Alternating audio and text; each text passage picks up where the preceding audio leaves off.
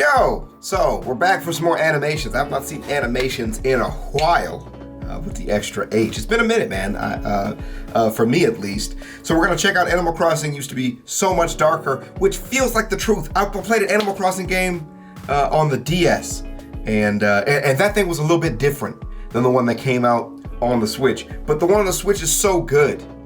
It's so much fun, and you get that good, like, 2 months, 3 months of time out of it before it dies like it should. And if you ever wanted to come back and continue your journey, you really wouldn't have to know where you left off, you know, to do that.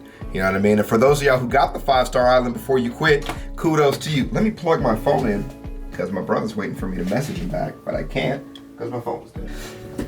Kind of hard to hear from you, bro, when I don't plug my stuff in. He'll be joining us next week for some vids. Well, in the meantime, we're going to be doing this without him. So let's get into it. Animal Crossing Used to Be So Much Darker. Play. Animal Crossing. The game that's keeping most of the population sane while 2020 burns outside our windows. Like many fans of the franchise, I have a very special place in my heart for Animal Crossing. See? I put it right there. Growing up, I loved video games. That's the Animal Crossing music I use, by the way, in the back of my videos. Sometimes. But I didn't have very many friends. Sad. And within those few friends, most of them weren't super into video games. Sad. So I grew up playing games either alone or with my brother. So alone. What I'm getting at is, I'm not used to being able to connect with people over video games, let alone get to experience them with my friends together. But the one game that my few friends did play was Animal Crossing Wild World on the DS. I remember playing Animal Crossing for hours, days, sometimes mostly weeks in a row during summer vacation with my best friend Kate. It was always the highlight of our summer, and depending on your point of view, that may or may not be depressing. My family also used to have a tradition to visit the rest of my family in Canada every July, so my brother and I would continue to play Animal Crossing with our cousins. Nothing could stop us. Dope. Not even the great borders of the United States of America. We had this game we made up where we all meet up at one person's town, dig a bunch of holes in the shape of a maze, and then one of us would chase the others around with a bunny hood, gas mask, and axe, like some sort of morbid tag. Yeah. We called it the Bunny Game, which looking back was a bit misleading in the innocence of the actual premise. Yeah. When Animal Crossing New Leaf was released, Kate and I got our hands on it the day of our high school sophomore prom, and we very much wanted to ditch it entirely just for the game. It's not like we had dates or anything, but we ended up going anyway, and it was lame. All in all, I love Animal Crossing. I get that it's not a game for everyone because of its slow pace and open-ended nature, but it was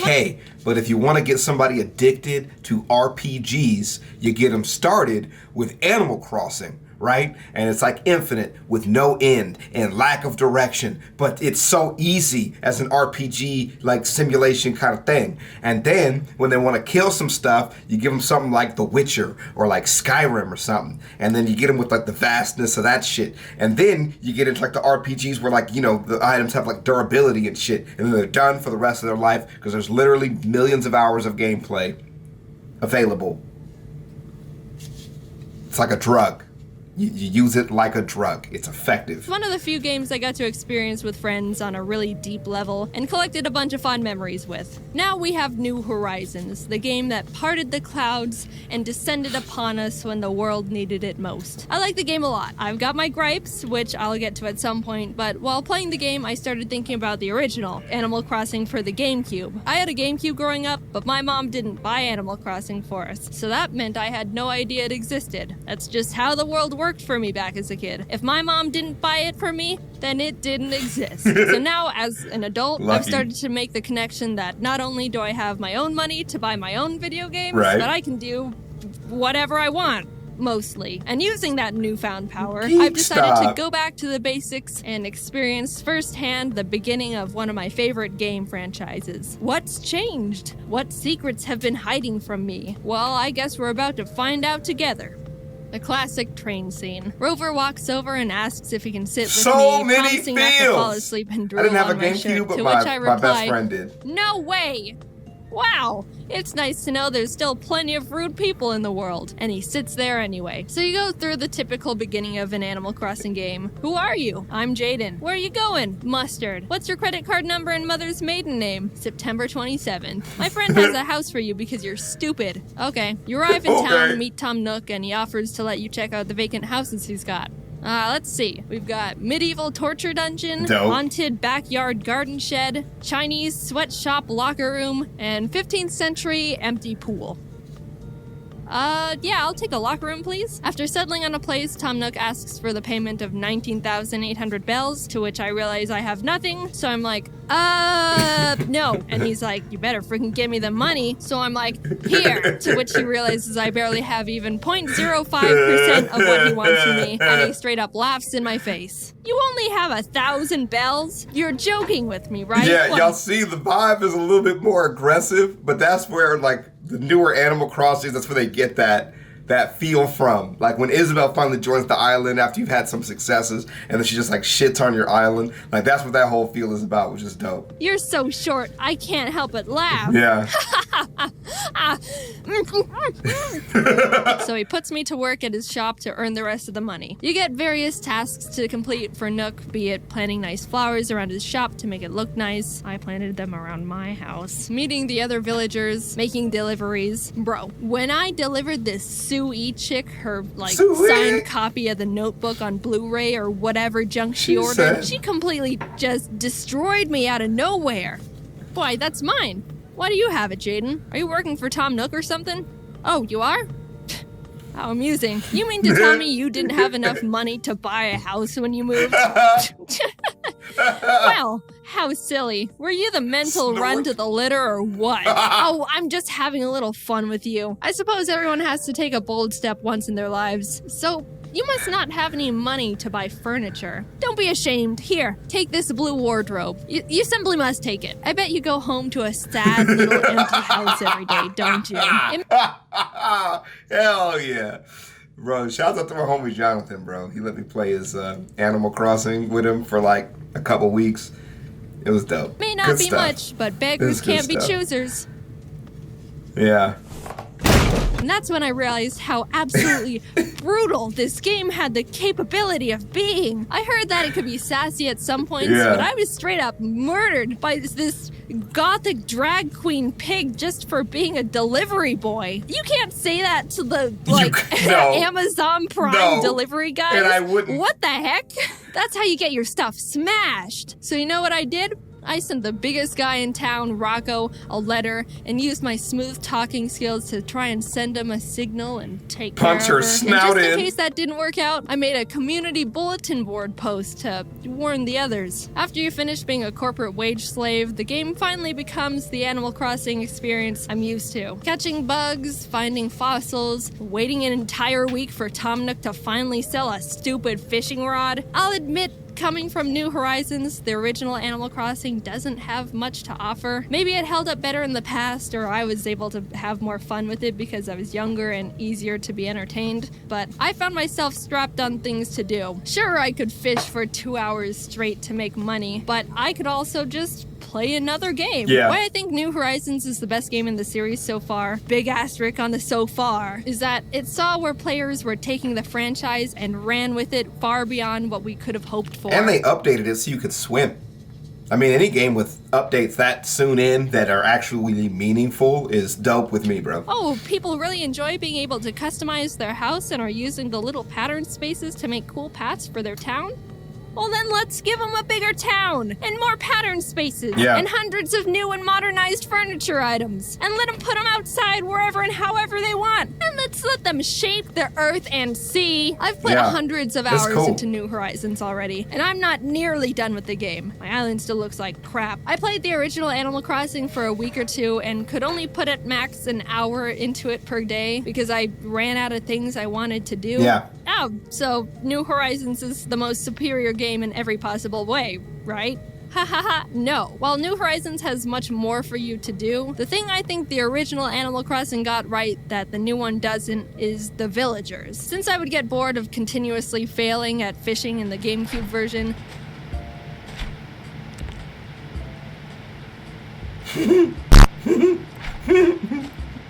I found found myself talking to the villagers much more often, and that's where I had the most enjoyment. The conversations with the villagers in the GameCube version have so much flavor. Sure, Sue-E called me a mental runt of the litter just a minute ago, but that brought out something in me that New Horizons hasn't been able to do within 300 hours of me playing. Talking to the villagers in the GameCube version made me remember why I liked the game so much as a kid.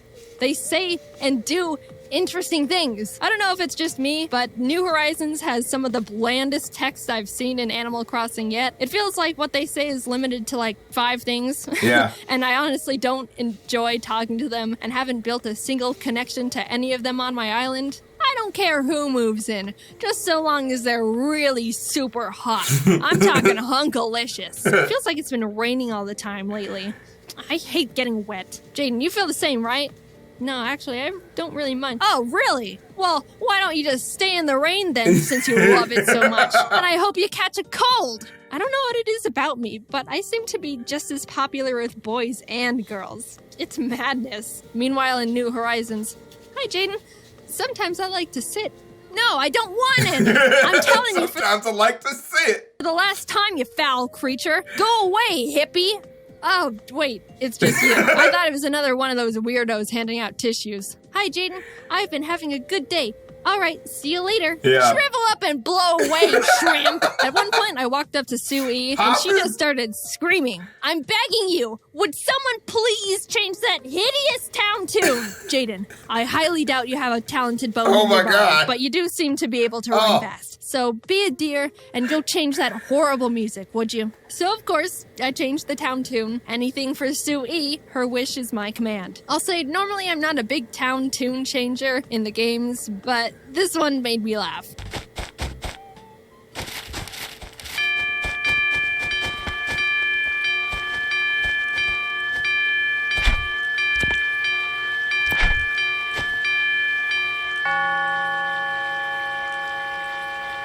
Is that better, Sue-E? You like that? I wasn't expecting to have an arch nemesis in Animal Crossing again, because it hasn't happened to me since Wild World, but Sue-E really just came into my life and slapped me around, begging me to hate her. She spit on her face. Didn't you owe Tom Nook a fairly large sum of money? I was just wondering, did you ever manage to pay him back? Well, what's it to you? Wow, you seem a little touchy, Jaden. I guess you're still just a burden to society. Damn. But that's what Nintendo got wrong in the new games. I want drama. I want enemies and bloodshed. The animals in New Horizons feel like just Oh no, my allergies, please. objects for me to judge on appearances and get items from. All in all, I very much like Animal Crossing. I know New Horizons isn't for everyone and is far from perfect, but I'm a big fan of the type of game it is, and the cons don't outweigh the pros for me. Do I wish the villagers had a shred of life to them?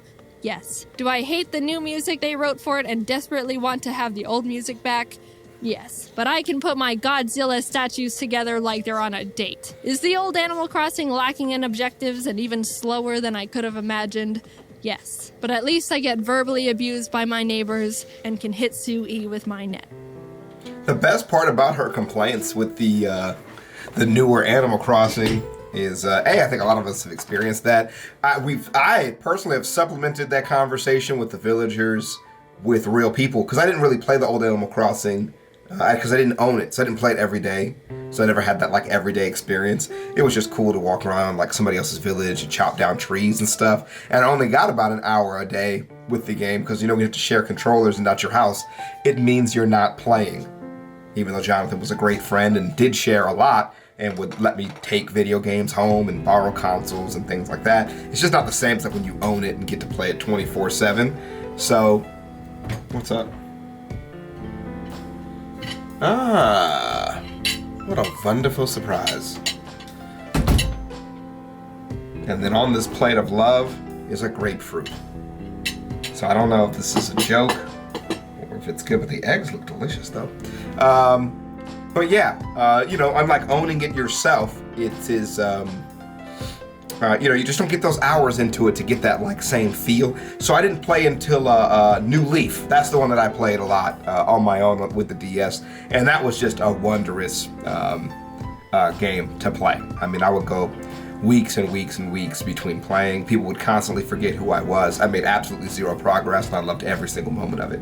So with the new Animal Crossing, I think we played for 2-3 months straight, you know, and then kind of just burnt out on it. And maybe some of those interactions, if they get updated in the game, you know, liven up some of the character conversations and stuff, that might be something to bring me and getting back into it at some point. But yeah, I love the video, and I've played Animal Crossing with a lot of you actually out there, so I think you guys can see how like that actual real life interaction can kind of fix some of those issues. But anyways, I love y'all. I'll see y'all around. Peace.